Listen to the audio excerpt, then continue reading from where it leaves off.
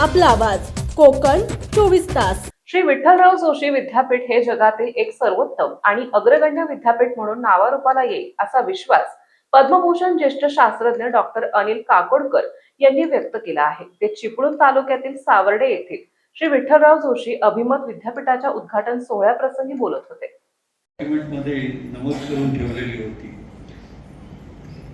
तर या सगळ्या तयारीच्या आधारावर आज हे अस्तित्वात आलेलं विद्यापीठ आणि त्याच्या मागे असलेले सर्व कार्यकर्ते आणि त्यांची स्वतःची वैचारिक पार्श्वभूमी पण त्याचबरोबर वैचारिक तयारी हे सगळं बघितलं तर मला वाटतं मगाशी माझ्या आधीच्या वक्त्यांनी जी भावना व्यक्त केली की हे विद्यापीठ not too far in future लवकरच जगातलं एक अग्रगण्य विद्यापीठ आणि म्हणजे तुम्ही we are a university in distinctive category पण म्हटलं जगामध्ये एक डिस्टिंक्टिव्ह विद्यापीठ म्हणून पुढे येईल याची माझ्या मनात अजिबात किंमत शब्द नाही। आणि याचं कारण म्हणजे मी मागे म्हणजे एक गेले 8-10 वर्ष माझ्या मनात एक प्रश्न नेहमी येत आलेला आहे की भारतामध्ये आपली एवढी समृद्ध बॅकग्राऊंड पार्श्वभूमी असताना सुद्धा जगातल्या पहिल्या 100 आणि अर्थात हे जे रँकिंग सिस्टीमचे त्यात काही काय मिळेल तर पहिल्या 200-300 मध्ये सुद्धा भारताचा नंबर लागत नाही। तर ते असं का? आणि मग याला उत्तर म्हणून काही मंडळी एकत्र आली भारतातली भारताच्या बाहेरची। विद्यापीठ हे समाजाचे प्रतिबिंब असले पाहिजे आणि या आपल्या नवीन विद्यापीठामध्ये उच्च संशोधनाचा पाया अगोदरपासूनच घातला गेलेला आहे। हे एक ग्रामीण भागातील वैशिष्ट्य म्हणावे लागेल। डेरवन सावर्डे हा परिसर श्री विठ्ठलराव जोशी ट्रस्टच्या उत्तम कामगिरीमुळे एका सिलेजमध्ये परिवर्तित झालेला आहे। हे मी यापूर्वीच वेळोवेळी अधोरेखित केलेले आहे। त्यामुळे यापुढे देशाच्या या विद्यापीठाचे महत्त्वाचे योगदान राहील असा विश्वास त्यांनी यावेळी व्यक्त केला। आणि तर मी त्यांची नावं सांगत बसत नाही पण they were the cream of the cream world wide. आणि ठरवलं की आपण एक असं विद्यापीठ उभारावं की जे एक 10-15 वर्षामध्ये पहिल्या 25 विद्यापीठात आपलं स्थान निर्माण करेल। आणि त्याचा आराखडा तयार केला। ते घेऊन पुष्कळ लोकांच्याकडे गेलो आणि परत मी तपशिलात जाऊ इच्छित नाही। आणि त्याच्यामध्ये पुष्कळ लोकांमध्ये सरकारी लोक आले, प्रायव्हेट लोक आले, तर सगळे सेगमेंट्स सगळी दारं ठोठावून बघितली, सगळ्यांचं मनातले विचार समजून घेतले। पण शेवटी निष्कर्ष असा आला की भारत अजून त्या प्रकारच्या एक्सलन्सला तयार नाही आहे। आणि यासाठी म्हणून जी संस्था उभी केली होती, काम सुरू केलं होतं, ती संस्था आम्ही चक्क फॉर्मली बंद केली।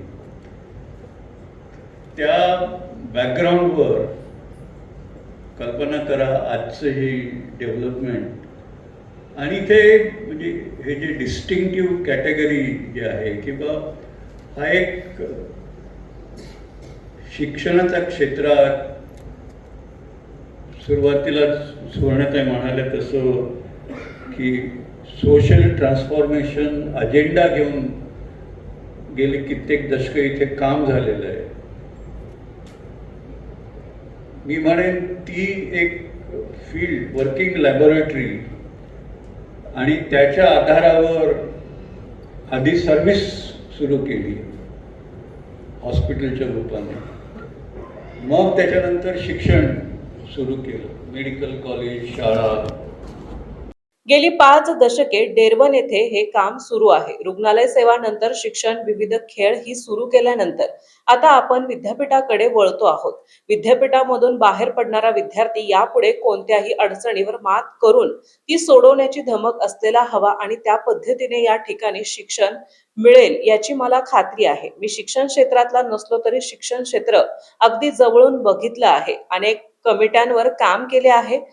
त्यावेळेला मी एक शिफारस अनेकदा केली की अलीकडे परीक्षांचा हा घोळ आहे, त्यामध्ये कोणताही गोंधळ न होता बाहेर येणे शक्य आहे. विद्यापीठांनी आपलं सगळं लक्ष हे संशोधन क्षेत्रात केंद्रित करावं आणि परीक्षा हा विषय निकष ठेवून एजन्सीकडे सुपूर्द करावा. विद्यापीठांनी आपली 80% एनर्जी शैक्षणिक गुणवत्ता संशोधनाकडे खर्च करावी. या ठिकाणची रिसर्च लॅबोरेटरी ही सर्वोत्तम आहे, असे मत श्री अनिल काकोडकर यांनी यावेळी व्यक्त केले. या कार्यक्रम प्रसंगी डेक्कन महाविद्यालयाचे कुलपती डॉक्टर भूषण पटवर्धन, सावित्रीबाई फुले विद्यापीठाचे माजी कुलगुरू नितीन करमलकर, डॉक्टर डी.वाय. पाटील विद्यापीठ पिंपरीचे कुलपती पी.डी. पाटील, माजी मंत्री शशिकांत सुतार, श्री विठ्ठलराव जोशी विद्यापीठाचे कुलगुरू Shri doctor Shripad Banavali, national centre for radio astrophysics NCRA-TIRF पुणेचे डॉक्टर यशवंत गुप्ता, डॉक्टर अरविंद नातू, कुलपती विकास वालावलकर, संस्थेचे प्रमुख विश्वस्त अशोक जोशी, रुग्णालयाच्या संचालिका डॉक्टर सौ सुवर्णा पाटील यांच्यासह मान्यवर उपस्थित होते. या कार्यक्रमादरम्यान संस्थेचे प्रमुख विश्वस्त आणि कुलपती विकास वालावलकर यांच्या हस्ते सर्व मान्यवरांचा शाल, पुष्पगुच्छ आणि स्मृतिचिन्ह देऊन सन्मान करण्यात आला. या कार्यक्रमाची सुरुवात दीप प्रज्वलनाने झाली. या कार्यक्रमादरम्यान विद्यापीठाच्या इमारतीचा कोनशिलेचे अनावरण प्रमुख मान्यवरांच्या उपस्थितीत करण्यात आले.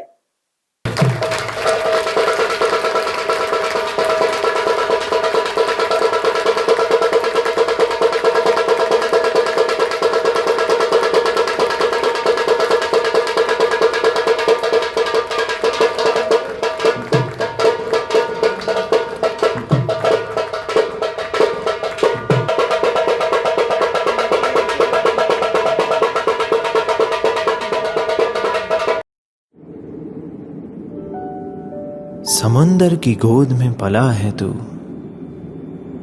अंगड़ाई लेते ही लहरें शुरू। आज यौवन की मस्ती छोड़, ले चलता हूं तुझे एक नए मोड़। आजा तुझे माँ पुकारे अब, छेड़ देते हैं बीच से कुछ शरारत हंसी।